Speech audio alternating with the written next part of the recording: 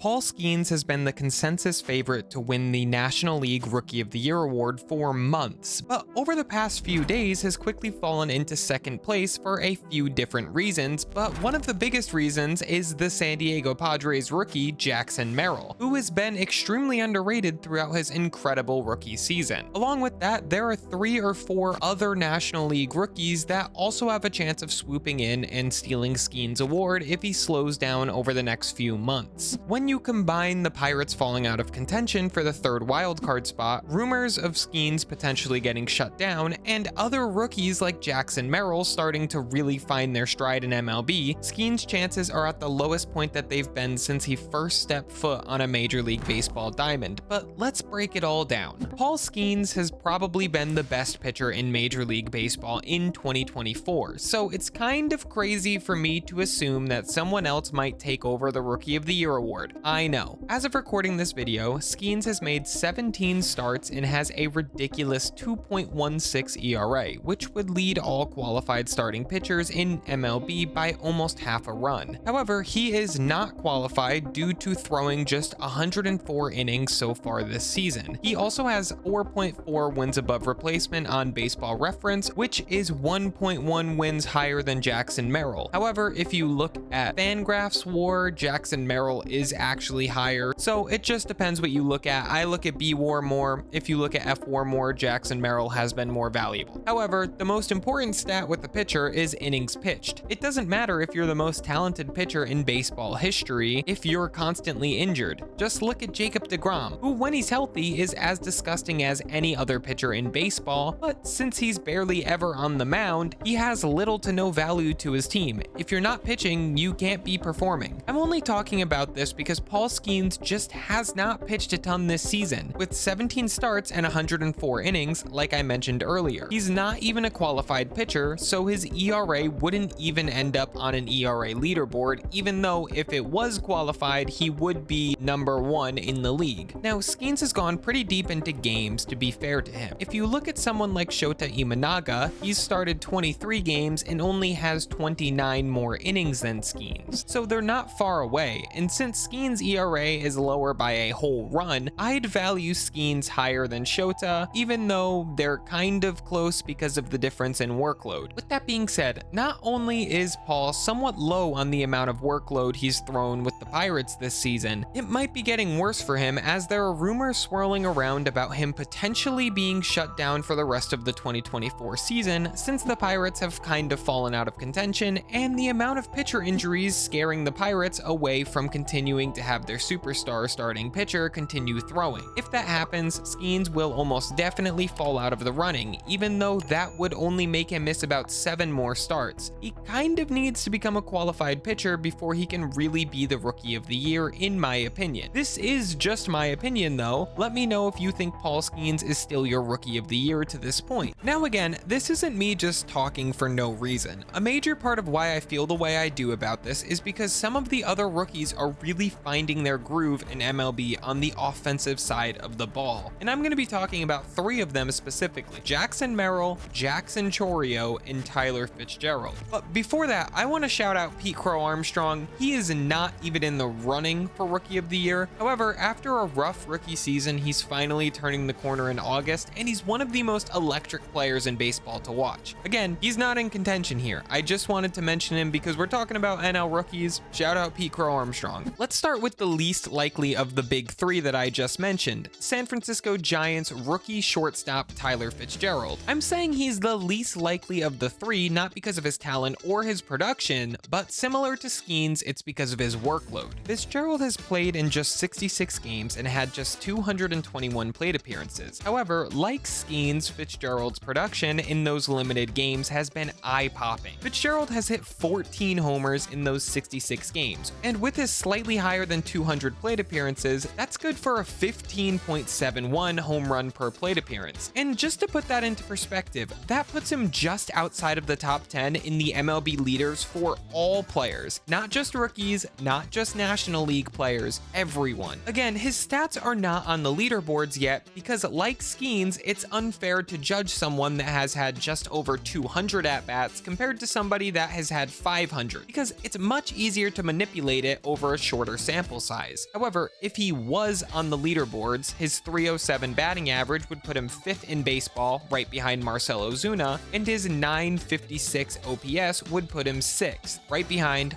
Marcell Ozuna. Tyler Fitzgerald is also incredibly fast and has 99 percentile speed, meaning he's faster than 99% of players in baseball, and he's an above average fielder at shortstop. He could very easily end up with a 2020 season that's 20 stolen bases and 20 home runs if he continues to live up to his current production. And next year, he could even go 30-30 if he continues to improve. With all of that being said, this is the exact same situation as Skenes, where if he had played more, he'd probably win the award. But because he didn't, he's just not going to win. But it is deserved for him to be mentioned on this list because he's been insane. The next player that should be mentioned, but is probably even more of a long shot, is Jackson Chourio, who is a star in the making for the Milwaukee Brewers, but isn't quite there yet to overtake Skenes, I don't think. If you look at the overall stats, Chourio has been good, but nothing super elite. However, there's more to Chourio than meets the initial eye. Like Fitzgerald, Chourio is extremely fast and is 97 percentile in speed, and because of that has 18 stolen bases. And defensively, Chourio has been a wizard with 5 outs above average in the outfield, meaning he's worth an extra 5 outs compared to an average fielder at his position, which puts him in the 91st percentile. So again, he's better than 91% of MLB players. However, he has just 15 home runs and is batting fine, but not great, with a .233 batting average and a .761 OPS and a slightly above average OPS plus, meaning he's a little better than the league average hitter. But that's pretty misleading. Chourio had a brutal April where he hit just .176, followed by a May where he improved a little bit but still struggled with a .215 batting average. However, the next month he raised his batting average 100 points up to .315, and then up to .317, and then so far in August he's hitting .321. The average continues to slowly rise and the power is kind of remaining the same. This is promising, but for him to take that next step into superstardom, he's definitely going to need to increase that power at least a little bit. But over the past 3 months, he's hitting .320 with an .885 OPS, which is extremely good for both of those stats. Again, you cannot discredit April and May when trying to decide who wins the award, but if he continues hitting like this for the rest of August and throughout September, he's going to be close to a 300 batting average and 800 OPS, which is a very respectable rookie season, especially when you consider he's playing elite defense and will probably go 2020 like Fitzgerald. Even if this kid doesn't win Rookie of the Year, you can see why the Brewers were willing to shell out a huge contract to him before even stepping foot on the diamond. However, as good as Chourio and Fitzgerald have been, they are not the ones that are going to be stopping Paul Skenes most likely. They might be making it interesting, but the one that has knocked Skenes into second place in odds right now is San Diego Padres rookie Jackson Merrill.